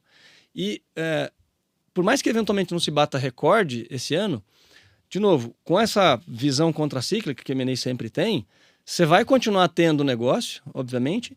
E no nosso caso, o que a gente fez foi antecipar o ciclo eleitoral e a gente começou os projetos no máximo em março, abril, os novos. Okay. Fevereiro, março, abril. Por quê? Porque Porque veja agora, ou já está em diligência, ou já está em afunilamento, ou já está em perspectiva de começar a discutir proposta. Não é a eleição que vai mudar isso. A decisão de se Lula continua, o investidor já precificou. Se Lula sai, ele pode ter um upside. Deus queira que sim. Mas vamos lá. A visão sobre o negócio já está estabelecida independentemente de qual seja a posição de governo. Porque esse governo já está aí há tanto tempo que ninguém vai ter surpresa. Já sabe que é ruim. O mercado acaba se ajustando e seguindo Já sua precificou. vida. E, tipo assim, Brasília, fique para lá, vamos tocar a nossa seja vida. para a Bolsa, seja para taxa de juros, seja para fazer transação, Ivan. Então, veja, não vai ser um ano de recorde de mercado? Não, não vai. Mas vou dizer para você, a gente nunca teve tanto mandato bom dentro de casa como a gente tem agora. Olha aí, bacana. A gente chegou ao pico, o volume recorde a gente teve no começo do ano, aí alguns declinaram, pararam, etc. A gente chegou a ter 21, 22 mandatos. A gente está com 18 contratos nesse momento e nunca tivemos tão bons ativos dentro de casa. Obviamente, possivelmente eles não fechem todos já. Claro, a eleição atrapalha um pouquinho, dá uma congeladinha ali, mas insisto, por que a gente se antecipou principalmente? Porque a gente já sabia, é sabido que dá uma chacoalhada no momento da transição eleitoral. Então a gente não queria começar processos novos quando estivesse na boca da eleição. A gente queria chegar na boca da eleição já com o processo avançado. E é exatamente o que está acontecendo. Provavelmente a gente vai levar essas transações para fechar ali no fim do ano, no máximo no primeiro semestre do ano que vem. Bacana. Eu tenho uma curiosidade aqui. Eu falei que era a última, ainda não. Imagina, eu tenho uma curiosidade. Contabilidade, ela tem seus momentos ali de pressão, né? Por exemplo, contador é janeiro, fevereiro e março, ele tem que fechar, tá correndo com a auditoria e tal. Aí quando começa ali julho, agosto, o negócio dá uma parada, setembro, outubro. Enfim, tem uns ciclos ali. M&A tem 31 de dezembro uma data preocupante ou não tem nada a ver? Porque todo mundo está fechando o exercício, então tem que fechar a transação, porque senão vai ficar muito longe do ano fiscal. Tem alguma coisa nesse sentido ou não? Temporal, normalmente não. Não. Né? O que tem é o próprio negócio. Aí sim. Né? E não importa se você está em feriado, se você está em ano eleitoral, se você está em fechamento de ano. Está de férias. Transação está em diligência. Cara, a gente já passou várias situações de final de ano em reunião. Ou em outros momentos que não eram ciclos de fechamento fiscal, seja aqui ou fora, muitas empresas de fora fecham o ciclo fiscal em junho. E a gente estava lá em pleno agosto, setembro, varando 3, 4, 5 madrugadas a fio, sem dormir direito, porque tinha que fechar a transação. Então, dificilmente, mas obviamente, quando... lembra do contraciclo que eu comentei? Quando você está na crista da onda, todo mundo quer fazer negócio. E aí sim, às vezes tem. Poxa, eu preciso queimar o orçamento do ano para garantir disponibilidade e alocar esse capital. Mas isso é exceção, Ivan. Assim, M&A, Ivan, é muito específico de cada negócio, cada atividade e cada transação. Não tem uma receita de bolo. Não dá para dizer que vai acontecer. Não, vamos sair correndo porque tem que fechar tudo antes do fim do ano.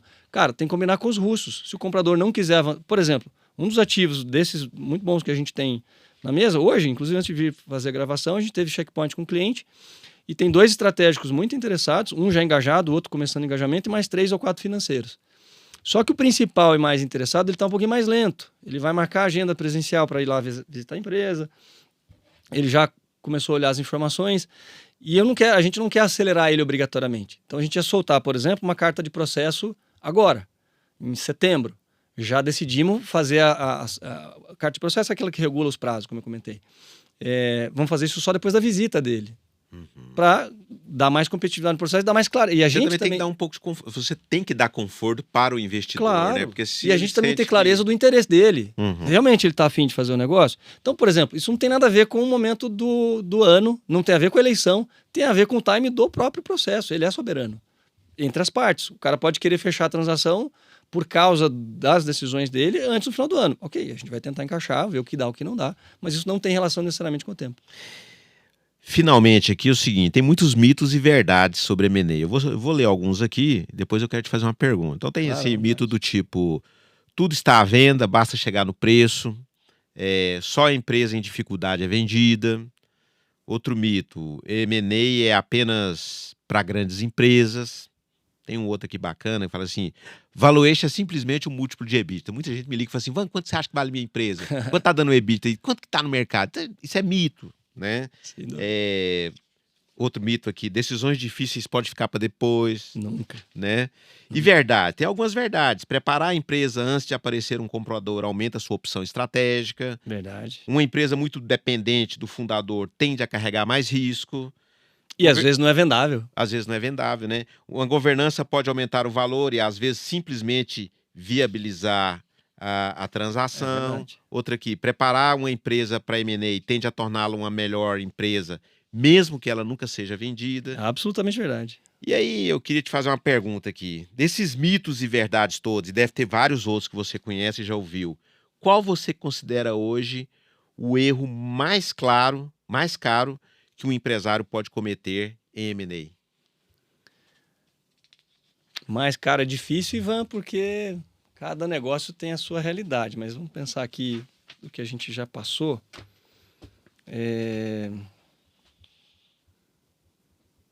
Eu acho Esse que um dos exemplo aí principais. do earnout aí que você deu, né? Que ele vendeu a empresa, tinha uma parcela que estava atrelado, que o earnout é a parcela que ficou atrelada ao Lado a uma desempenho, performance. performance do negócio. Ele pode ser um Eu- erro caro, né?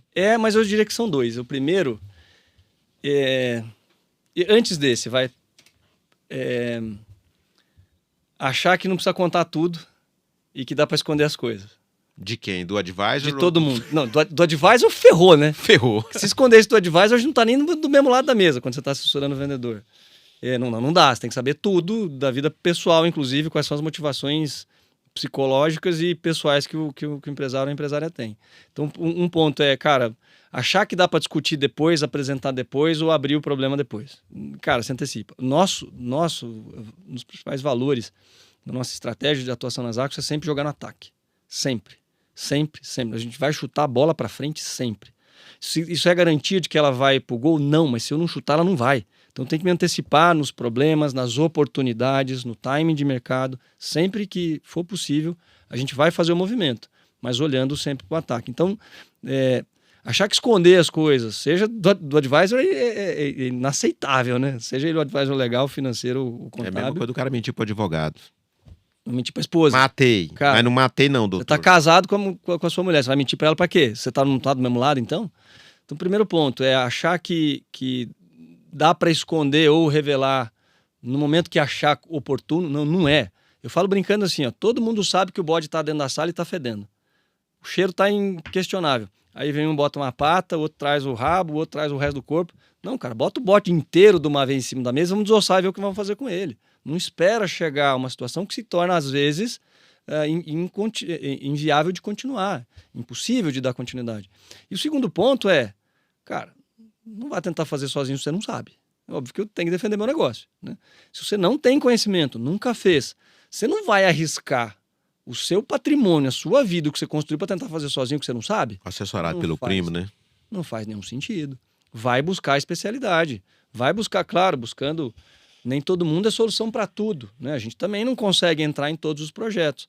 Mas vai buscar a especialidade e às vezes tem gente que conhece mais um setor, outro conhece o outro. Tem uma espinha dorsal que é muito parecida em todos os aspectos, né? Mas, de novo, não ter humildade para achar ou entender que sabe fazer tudo e se aventurar a fazer solo é muito arriscado. Pode dar certo? Pode, mas é na sorte, né?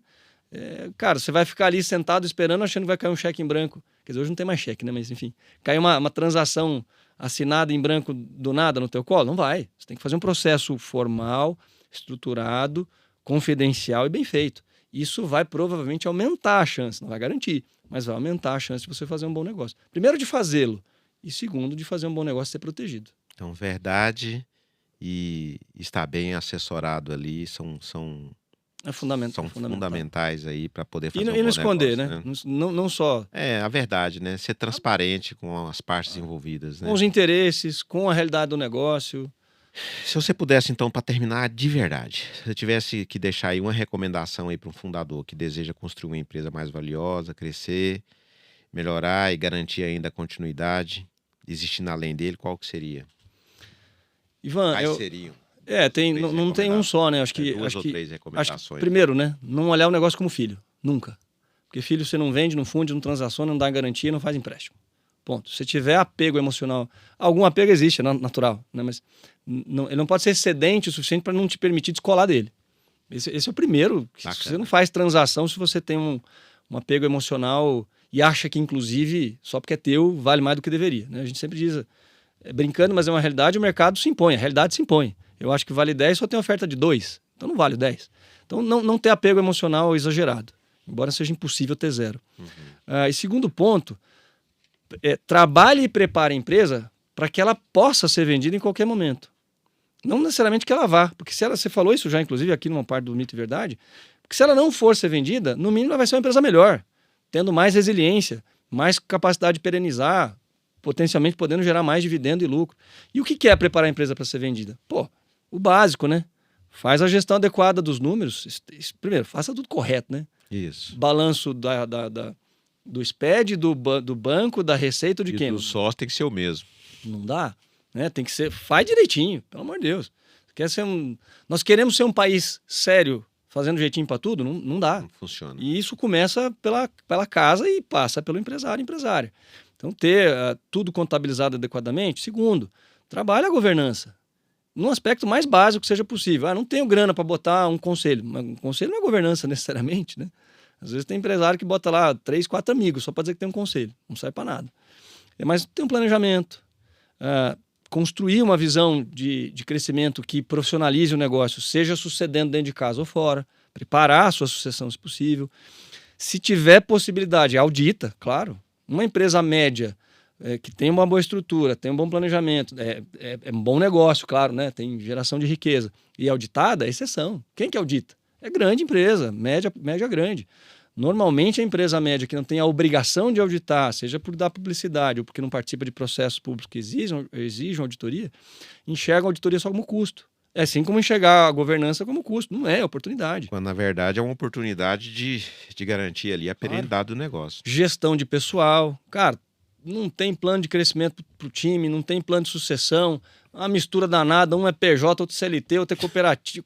Cara, um tá lá, paga por recibo, paga com caixa 2. Não dá. Tem que construir um plano de desenvolvimento de gente. O mínimo, o básico possível. De novo, não precisa gastar fortunas, contratar uma consultoria de Nova York. Mas, cara, dedique recurso dentro da possibilidade para essas 3 áreas, para planejamento, para agente, para sucessão, para 4 áreas. E a contabilidade / auditoria. De novo, olhe para a sua empresa como se você fosse o comprador. O que ela tem de pontos fortes e fracos? Né, um SWOT básico aí, que já nem se usa mais tanto SWOT assim, mas enfim. O que são as forças e fraquezas? Eu diria assim, as falhas que ela tem, que muitas vezes poderiam impedir ela de vender. Eu vou arrumar, vou tentar trabalhar. Muitas vezes tem relações um tanto, não vou dizer escusas, mas estranhas com os fornecedores, no sentido de não ter tudo muito claro, muito documentado. Cara, muitas vezes ela funciona porque é você. E se vier alguém que é de fora, que tem outro processo, vai conseguir continuar comprando esse carro? Não vai. Então por que você vai continuar? Tem que achar uma alternativa. Insisto, tente deixar o negócio pronto para ser vendido. Se você vai vender ou não, é uma discussão de oportunidade e desejo. Mas muitas vezes acontece a oportunidade sem ele estar preparado ou pronto para fazer. Aí às vezes não sai a transação, ou se sair, queima valor, perde oportunidade, não maximiza o valor do negócio. Essa fala sua, ela vai muito ao encontro de uma frase que eu ouvi ainda há muitos anos atrás, acho que uns 30 anos atrás, lendo uma revista, um professor da faculdade Álvares Penteado, FAP. Eu não lembro o nome do professor, mas ele falava sobre a organização das empresas. Então ele falava assim, você vai começar uma empresa, aquela época ainda falava, faz um papel carta, que seria o nosso papel timbrado hoje, um cartão, organiza a sua empresa, não tinha nem e-mail na época. Aí ele disse, organiza a sua empresa, mesmo quando ela é pequena, porque ela vai crescer naturalmente. Quando ela for grande, ela já estará organizada. Ou seja, se você... mesmo que você não esteja pensando em vender a sua empresa, é o que o Jefferson acabou de dizer aqui para nós, mesmo que você não esteja querendo ou pensando em vender a sua empresa, traga um nível melhor de governança, de controles internos, de gestão, de pessoas, porque em surgindo uma oportunidade, ela estará pronta para ser vendida, para expandir ou até mesmo para perenizar o negócio. Ou para ser sucedida, porque você pode ter opção de escolha, esse é o grande ponto. Se ela está pronta, está preparada, tem condição de enfrentar um processo de venda, mas eu não quero, seja porque eu quero dar continuidade do negócio dentro da família, ou porque a oportunidade que surgiu não me agrada, tá ótimo. Você está pronto para, por exemplo, passar o bastão para alguém, então. Beleza, vou me afastar, vou para uma instância de governança, de conselho, de consultoria, não importa, e vou botar um gestor profissional. Só que se você não estiver preparado para fazer isso, como é que você faz a sucessão? Impossível. Não tem jeito. E a empresa quebra, às vezes, infelizmente. Bom, queria agradecer, Jefferson, por esse bate-papo Imagina, aqui. Isso eu aqui que agradeço. a gente teria conversa aí pelo menos mais 1 hora, 2 horas de Começar a conversa. contar os cases aqui. Começar a nossa, contar aqui. Os teus, os meus, os nossos. Tem enfim. vários cases aí, mas muitos deles são sigilosos, porque às vezes o case está envolvido e ouve o podcast e aí fala, pô, você estava falando de mim. Não pode, né? Então a gente tem que tomar um pouco de cuidado. A gente conta só em off, que contamos uns aqui antes, tá, gente? É verdade. Bom, enfim, agradecer a sua participação. De fato, foi uma honra para nós te receber aqui. Eu sei que sua agenda é uma agenda extremamente complicada. Imagina, um prazer. Né? E estamos aqui à disposição para outros convites virão, viu? Imagina. Muito obrigado mais uma vez. Parabéns pelo podcast, uma referência de comunicação aí para o mercado empreendedor. Para você que quer aprender um pouco sobre finanças, sobre economia, sobre gestão, sobre negócio, vai ouvir o KBL Cast, que você vai aprender bastante e tem muitos outros convidados aí que trazem muito conhecimento. Mais uma vez, muito obrigado. Para quem quiser, eventualmente, posso comentar meus canais de acesso? Claro, fica à vontade. Quem quiser nos achar no nosso site zaxo.com.br, zaxo.com.br. Nas redes sociais, bem fácil de achar, só pelo meu nome, Jefferson Nezelo, com F, 2 Fs, NS e 2 Ls. Então, estou no LinkedIn, estou no Instagram, Jefferson Nezelo, tudo junto. Fico à disposição de quem quiser também aprofundar esse bate-papo aqui ou saber um pouco mais, pode chamar que a gente agenda uma conversa. Bom, esse foi mais um KBL Cast, o podcast que trata da gestão empresarial na vida real. Obrigado aí pela sua audiência e até o próximo.